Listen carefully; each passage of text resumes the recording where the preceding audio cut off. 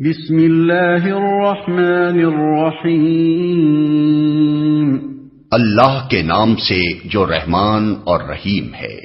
ومن اظلم ممن منع مساجد اللہ ان یذکر فیہا اسمہ وسعى فی خرابها أولئك ما كان لهم أن يدخلوها إلا خائفين لهم في الدنيا خزي ولهم في الآخرة عذاب عظيم۔ اور اس شخص سے بڑھ کر ظالم کون ہوگا جو اللہ کے معبدوں میں اس کے نام کی یاد سے روکے اور ان کی ویرانی کے درپے ہو۔ ایسے لوگ اس قابل ہیں کہ ان عبادت گاہوں میں قدم نہ رکھیں، اور اگر وہاں جائیں بھی تو ڈرتے ہوئے جائیں۔ ان کے لیے تو دنیا میں رسوائی ہے اور آخرت میں عذاب عظیم۔ اور اگر وہاں جائیں بھی تو ڈرتے ہوئے جائیں، یعنی بجائے اس کے کہ عبادت گاہیں اس قسم کے ظالم لوگوں کے قبض و اقتدار میں ہوں اور یہ ان کے متولی ہوں، ہونا یہ چاہیے کہ خدا پرست اور خدا ترس لوگوں کے ہاتھ میں اقتدار ہو اور وہی عبادت گاہوں کے متولی رہیں، تاکہ یہ شریر لوگ اگر وہاں جائیں بھی تو انہیں خوف ہو کہ شرارت کریں گے تو سزا پائیں گے۔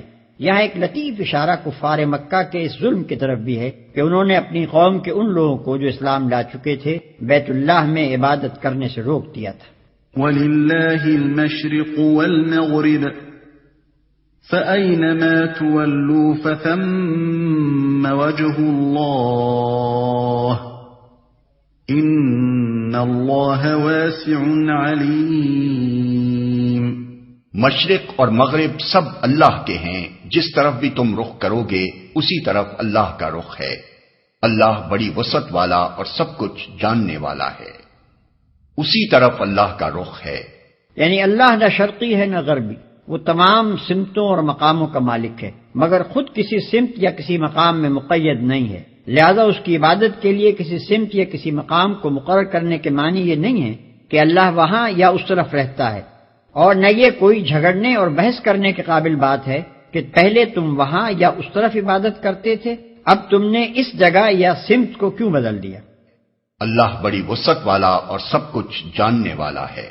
یعنی اللہ تعالیٰ محدود، تنگ دل، تنگ نظر اور تنگ دست نہیں ہے، جیسا کہ تم لوگوں نے اپنے اوپر قیاس کر کے اسے سمجھ رکھا ہے، بلکہ اس کی خدائی بھی وسیع ہے اور اس کا زاویہ نظر اور دائرہ فیض بھی وسیع، اور وہ یہ بھی جانتا ہے کہ اس کا کون سا بندہ کہاں کس وقت کس نیت سے اس کو یاد کر رہا ہے۔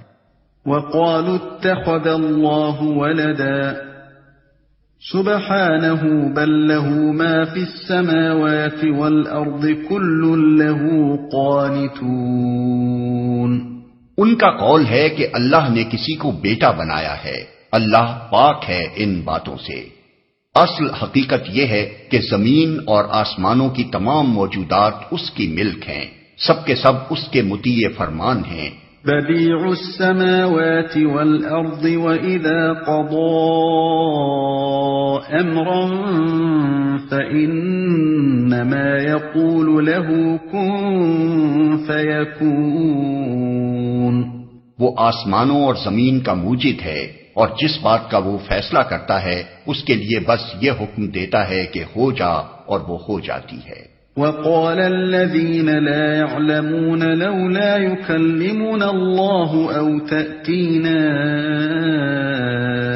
آيَةٌ كَذَلِكَ قَالَ الَّذِينَ مِن قَبْلِهِم مِّثْلَ قَوْلِهِمْ تَشَابَهَتْ قُلُوبُهُمْ قَدْ بَيَّنَّا الْآيَاتِ لِقَوْمٍ يُوقِنُونَ۔ نادان کہتے ہیں کہ اللہ خود ہم سے بات کیوں نہیں کرتا، یا کوئی نشانی ہمارے پاس کیوں نہیں آتی۔ ایسی ہی باتیں ان سے پہلے لوگ بھی کیا کرتے تھے، ان سب اگلے پچھلے گمراہوں کی ذہنیتیں ایک جیسی ہیں۔ یقین لانے والوں کے لیے تو ہم نشانیاں صاف صاف نمایاں کر چکے ہیں۔ نادان کہتے ہیں کہ اللہ خود ہم سے بات کیوں نہیں کرتا، یا کوئی نشانی ہمارے پاس کیوں نہیں آتی۔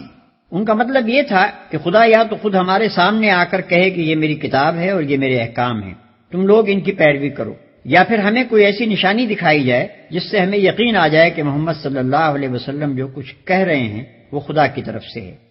ان سب کی ذہنیتیں ایک جیسی ہیں، یعنی آج کے گمراہوں نے کوئی اعتراض اور کوئی مطالبہ ایسا نہیں گھڑا ہے جو ان سے پہلے کے گمراہ پیش نہ کر چکے ہوں۔ قدیم زمانے سے آج تک گمراہی کا ایک ہی مزاج ہے اور وہ بار بار ایک ہی قسم کے شبہات اور اعتراضات اور سوالات دہراتی رہتی ہے۔ ہم نشانیاں صاف صاف نمایاں کر چکے ہیں۔ یہ بات کہ خدا خود آ کر ہم سے بات کیوں نہیں کرتا اس قدر محمل تھی کہ اس کا جواب دینے کی حاجت نہ تھی۔ جواب صرف اس بات کا دیا گیا ہے کہ ہمیں نشانی کیوں نہیں دکھائی جاتی، اور جواب یہ ہے کہ نشانیاں تو بے شمار موجود ہیں، مگر جو ماننا چاہتا ہی نہ ہو اسے آخر کون سی نشانی دکھائی جا سکتی ہے۔